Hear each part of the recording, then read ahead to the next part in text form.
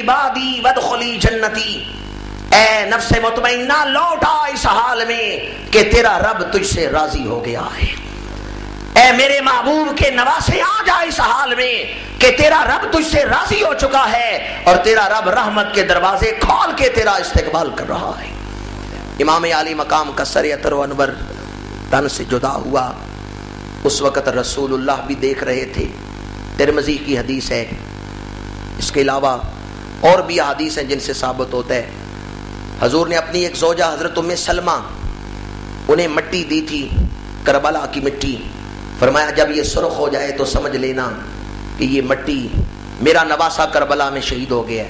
وہ مٹی مدینہ منورہ پڑی ہوئی تھی، ام سلمہ مدینہ منورہ میں تھی اور امام عالی مقام کربلا میں شہید ہوئے۔ ایک اور بی بی ہیں جن کا نام ہے سلمہ، وہ آئیں ام المومنین کے پاس، دیکھا ام المومنین رو رہی ہیں، پوچھا ام المومنین کیا وجہ ہے کہ آپ رو رہی ہیں؟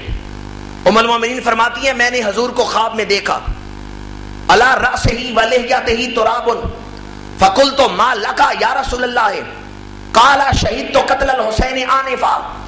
ام المومنین فرماتی ہیں ابھی خواب میں مجھے حضور کی زیارت ہوئی، میں نے دیکھا حضور پریشان ہیں، چہرے پہ غم ہے، میں نے عرض کیا ما لکا یا رسول اللہ، حضور کیا ہوا ہے کہ آپ اتنے پریشان ہیں، کس قدر غمگین ہیں؟ فرمایا شہید تو قتل الحسین آنفا، میں اس وقت میدان کربلا میں اپنے نواسے کی شہادت دیکھ کے آ رہا اور ہاتھ میں ایک شیشی ہے جو خون سے بھری ہوئی ہے۔ ام سلمہ فرماتی ہے میں جب اٹھی میں نے اپنے پاس وہ مٹی دیکھی جو حضور مجھے دے کے گئے تھے، دیکھا وہ کربلا کی مٹی سرخ ہو چکی تھی۔ امام عالی مقام کی شہادت یہ کوئی معمولی واقعہ نہیں تھا، ادھر فرشتے استقبال کے لیے کھڑے ہیں، رسول اللہ تشریف لائے ہیں، منظر دیکھ رہے ہیں اور حضور اس وقت یہی دعا کر رہے ہوں گے پروردگار میرے نواسے کو صبر اور استقامت عطا فرما۔ یہ جو امام اتنے سرخرو ہو کے ان مرحلوں سے نکلے ہیں، رسول اللہ کی دعا کام کر رہی تھی۔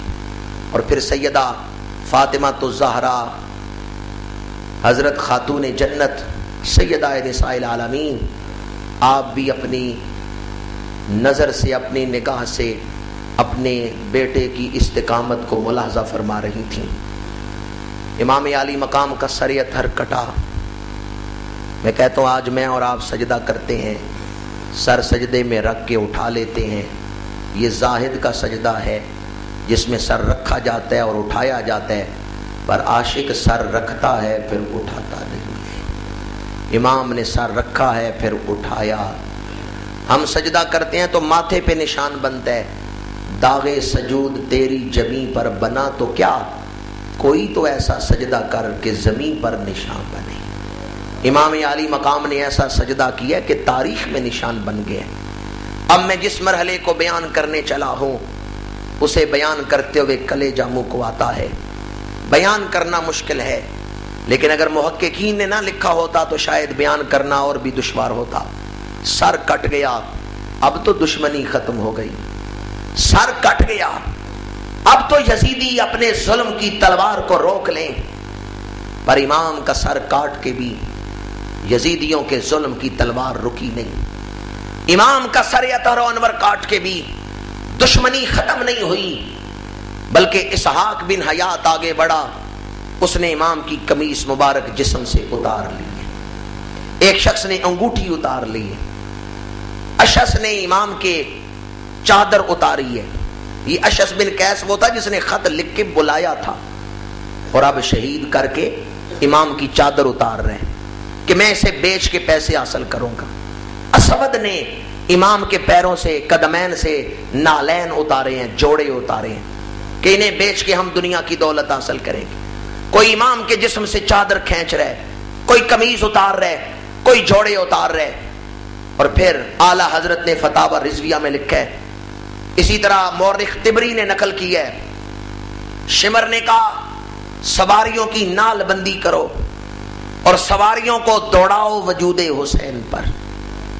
پھر وہ دلدوز مرحلہ آیا ہے کہ یزیدیوں نے اپنی سواریوں کی نال بندی کی ہے اور سواریوں کو دوڑایا ہے امام عالی مقام کے وجود پر۔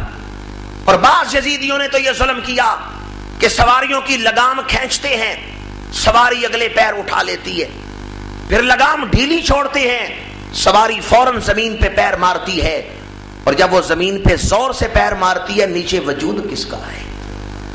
نیچے جسم مبارک کس کا ہے؟ آج کربلا کے ذکر پر یوں ہی در و دیوار کانپ نہیں اٹھتے۔ کربلا میں ظلم وہ کیا گیا ہے کہ چشم فلک نے ایسا ظلم نہ دیکھا ہوگا۔ یہ وجود کس کا وجود ہے؟ نبی کے نواسے کا وجود ہے، اور دشمنوں پر سواریاں دوڑا رہے ہیں۔ میں سوچتا ہوں ہم تصور کریں تو کانپ اٹھتے ہیں، تصور کریں تو پریشان ہو جاتے ہیں۔ وہ بیبیاں کتنے صبر والی تھیں جو دیکھ رہی تھیں، وہ پردے دار مخدرات عصمت کتنے صبر والی تھیں جو یہ منظر دیکھ رہی تھیں۔ شمر نے سر مبارک کاٹا، خیموں کی طرف دوڑا اور کہنے لگا زین العابدین دیکھو، یہ سر یزید کے آگے جھکتا نہیں تھا، ہم نے اسے کاٹ دیا۔ سیدہ سکینہ پکاری، بھائی زین العابدین اٹھو، دیکھو ابا جان کا سر کٹ چکا ہے۔ اور بخار میں لرزتے ہوئے سید علی و سجاد خیمے سے نکلے تو دیکھا ابا جان کا سر نیزے پہ ہے۔ شمر کہنے لگا ہم نے سر کاٹ دیا۔ میرے امام کے بیٹے نے فرمایا شمر سنو، میرے ابا جان کا کٹا ہوا سر بھی تمہارے سر سے اونچا ہے، میرے ابا جان کا کٹا ہوا سر بھی تمہارے سر سے بلند ہے، اور حقیقت یہ ہے کہ میرے آقا حسین کا سر ہمیشہ کے لیے بلند ہو گیا ہے۔ بعد قتل کے مقتل سے آئی یہ صدا، سر ہے یہ حسین کا، کاٹا تو جا سکا جھکایا نہ جا سکا۔ اور پھر مورخین نے لکھا خیموں کو آگ لگائی گئی اور پردے دار بیویاں خیموں سے نکل کے پہاڑ کی اوٹ میں پناہ لیتی ہیں۔ جناب فدہ کے سر سے چادر اتر گئی تو ایک بی بی نے اپنی چادر سے ایک حصہ پھاڑ کے فدہ کے سر پہ دے دیا۔ تو جناب فدہ کہنے لگی میں تو کنیز ہوں آپ کے گھر کی، میرا سر ننگا ہو جائے تو کوئی حرج نہیں۔ وہ سیدہ فرمانے لگیں تو کنیز ہے پر آل رسول کے گھر کی کنیز ہے، ہم تیرا سر بھی ننگا نہیں ہونے دیں۔ سیدہ نے فدہ کا سر بھی ڈھانپ دیا ہے۔ بیبیاں خیموں سے نکلی ہیں لیکن اللہ نے ان کی عزتوں کی حفاظت فرمائی ہے، ان کے پردے کی حفاظت فرمائی ہے۔ بیبیاں پہاڑ کی اوٹ میں پناہ لیتی ہیں اور یزیدیوں نے خیموں سے سامان لوٹا ہے۔ یہاں ایک بڑا اہم سوال ہے جو دلوں کو پریشان کرتا ہے۔ حضرت اسماعیل کو چھری کے نیچے رکھا گیا، اللہ نے بچا لیا۔ حضرت عیسیٰ علیہ السلام کو صلیب پہ چڑھانے کا پروگرام یہودیوں نے بنایا، اللہ نے حضرت عیسیٰ کو صلیب سے بچا لیا، زندہ آسمانوں پہ اٹھا لیا۔ حضرت موسیٰ علیہ السلام قوم لے کے نکلے، آگے دریا پیچھے فرعون، اللہ نے حضرت موسیٰ کو فرعون سے بھی بچایا اور دریا سے بھی بچایا۔ تو جو رب